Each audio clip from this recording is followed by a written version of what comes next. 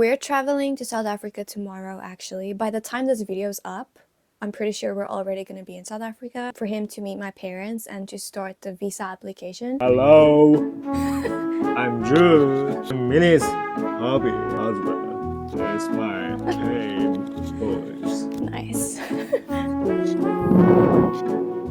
Hi. Hi. Hello. 안녕하세요, 여러분. 안녕하세요. We have an announcement to make in 1, 2, 3. We are married. Yay! Yeah, woohoo! For this video, we want to tell you guys how we got married, but also why. There was a comment on one of my videos and somebody said like, why didn't he go to my country first, basically? Wondered like, why am I the one making sacrifices? Why did I go to his country first? Why didn't he meet my parents first? And I guess you guys have a lot of questions, but it's not really about sacrifice or anything. It's actually the process, and all of the requirements involved to get married is really complicated. As a foreign couple, at least between Koreans and like a foreigner, the process is really difficult. Of course, this is not a video about the requirements and like how to get married and how to get a visa, but I do want to explain to you guys what we had to go through emotionally, mentally, and spiritually, so that you guys can understand what we actually went through behind the scenes, because you guys only get to see the good parts of our relationship, but you don't get to see the details. Not that it's bad parts, right? Yeah. It's not bad, it's just that we have to push through long distance. We have to push through preparations of many documents. That's really time consuming. I've been having a headache for the past 3 days because of all the preparation, and it does put stress on you a little. I don't want to talk too much. I also want him to speak, but of course he's not used to being in front of the camera, right? Sure. He's not that used to it. Luckily, his English is good, so we speak in English in case you guys haven't noticed. I also want to show you guys something. Can you see this? Actually, let's just quickly show them how cute. Like, we got matchy pajamas. Look at this. Look! It's so comfy and it has pockets. Like, sponsor us. Come on. We will be great models, don't you think? Yeah, We'll be sure. great models, I think You're so. really pretty. You're handsome, though. Okay, I will talk about how we met. I used to use the language exchange application like Hello. I found her. So when I saw her profile, Hi. wow, this girl is really pretty. And she's also Christian. Also, she's working as a teacher. I felt really, this girl is really so kind, and I can do language exchange with her, or I can learn how to speak in English from her by taking her classes. I messaged her on HelloTalk to ask if I can have her classes or not. So she replied to me, yes, you can. So I became her student. We had classes for a few months and he was really serious about studying. Like, something that I still don't understand is that he thought I was pretty from the start, right? Yeah. But he was able to concentrate. Like, how can you concentrate if the teacher is really attractive to you? I don't think I would be able to do that. I would be distracted by their beauty or something. In my view, I thought I didn't have a potential to improve our relationship. Really? Yeah, so I just thought, oh, this girl is really attractive. So, you know, for men, it's easier to concentrate on something. Yeah. If the girl is really pretty, or yeah, because I can get interest in. Hey, okay, I get you. Yeah, maybe for men it's different. If your teacher is pretty, it helps you to actually concentrate.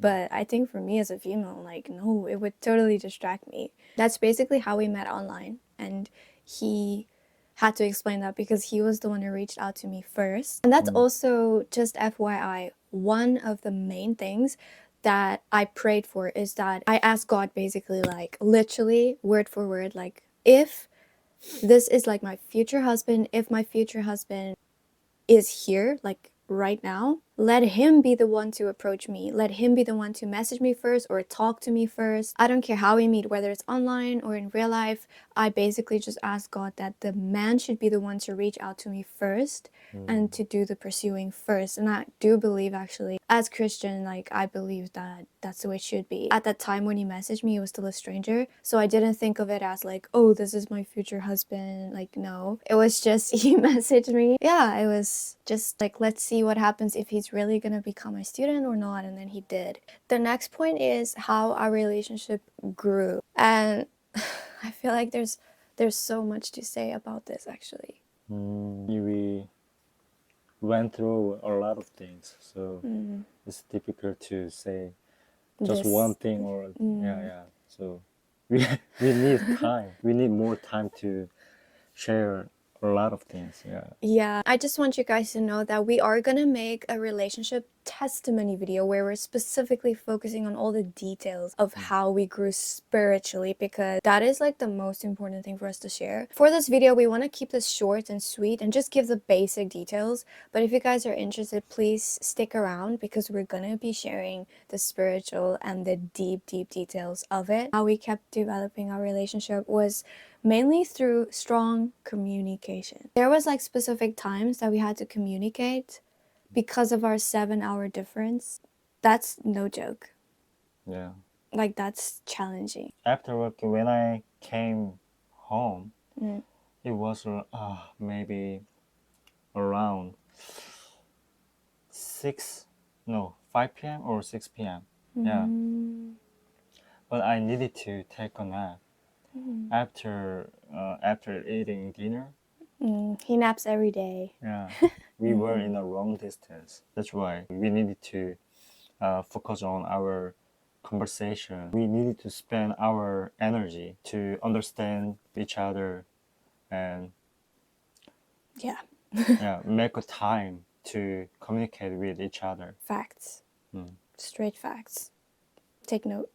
Communication is everything. We needed to do more effort to be kind and patient to each other. Yeah, oh, definitely. Yeah, because your patience just run out, not for the person, but for the distance situation and the time difference and everything that goes with distance. Like, you cannot touch the person, you cannot, but it's through those challenges, which forces you to communicate, that you grow. And that's how our love kept growing, because we knew we loved each other so much, and we were not willing to jeopardize our future, and we were not willing to like waste time as well. That was a big thing for us. I would say that's actually like the second point about how our relationship grew. We didn't want to waste time, which kind of made our relationship grow, because if we wasted time, I wouldn't have been in Korea right now. I would be like, oh, we still have time, I'm gonna stay in South Africa and do my thing.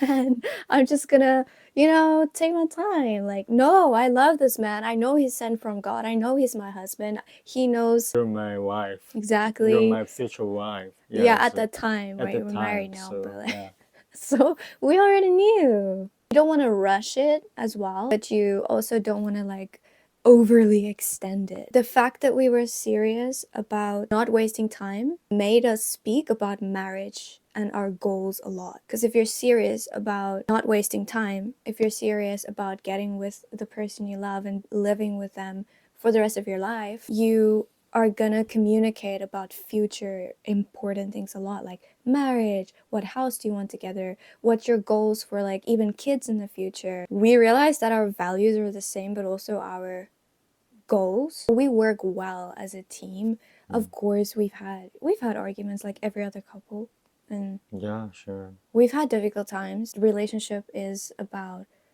choosing your partner every day, just like Jesus chose us every day. At least that's how we see it. So we try to love each other with the same love that Christ loves us with. And that's been really the main reason for our growth, is, I would say, because of Christ. And that's point 3. I should have put that one at the beginning. As a Christian, my life goal is following Jesus. So I really wanted to meet that girl who followed Jesus well as my wife. as my future spouse. So I was really looking for that girl. When I saw her in real life and talked to each other, I could realize, oh, we have same value and we have same goal. So I could believe her even though we were far from to each other. And you could trust me, even though Yeah, we were I far. could feel connection. Ooh, you guys, it's because spiritual connection is far more powerful than physical, like in real life. Like literally, the spiritual connection goes far beyond anything else, far beyond time, far beyond distance, anything.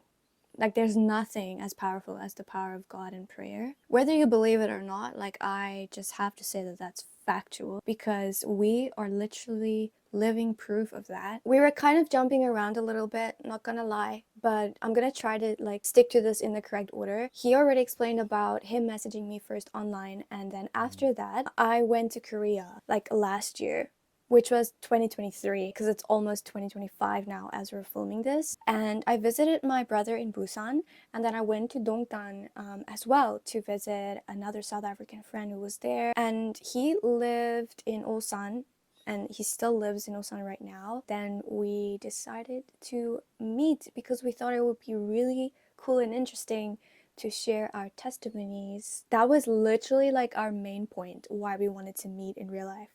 Yeah. Just like share our testimonies. Seriously, that's, it might sound boring to other people. Like, what, really? You didn't go to the movies? You didn't go sing at like karaoke room? You didn't go shopping? Like, really? You just wanted to sit down and talk about how you found Jesus and your future plans? But yeah, like that's what made us happy. So, You know, and it was really precious opportunity for me because it was difficult to get the opportunity to communicate with native speaker. I thought I could share my testimony with you in English. ooh, Yeah, that's challenging. yeah. It's challenging, but I thought, You did wow, well. oh really?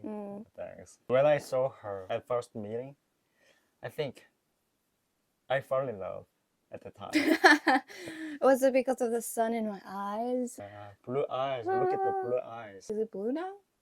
It's Ooh. like jewelry. When she went back to South Africa, I prayed to God, if this is not my future wife, make me forget her. The more I prayed that, the more I couldn't stop thinking about her. It was obvious that this is my wife. Our relationship became more and more serious, even without literally saying like, hey, we're a couple. Like we already knew and we were already actively pursuing each other. But I would say around 2024 January actually, that's when we became very verbal about it. And in February, we fasted for 2 weeks. Right? Yeah, 2 weeks. We fasted for 2 weeks in February, which means we literally submitted our entire relationship, marriage, future, every single thing that we want, we gave to God because we wanted God's protection and direction on our relationship and for our future. That is the most, I think, powerful step that we probably ever took and made. The best decision that we ever made for our relationship was to do that because it was during that time that God connected us so much regardless of the distance. I cannot even explain it to anyone. Like, it's impossible to explain the supernatural to people. You just know in your heart, you just feel the Holy Spirit moving. So as we already said, throughout 2024 we kept communicating a lot. That's like one of the main things that you need in a long distance relationship, but even still when you're together, and when you go through hardships, keep pushing through. Your partner is not your enemy. Your partner is your team player. As long as we're together, forever. Forever. Mwah.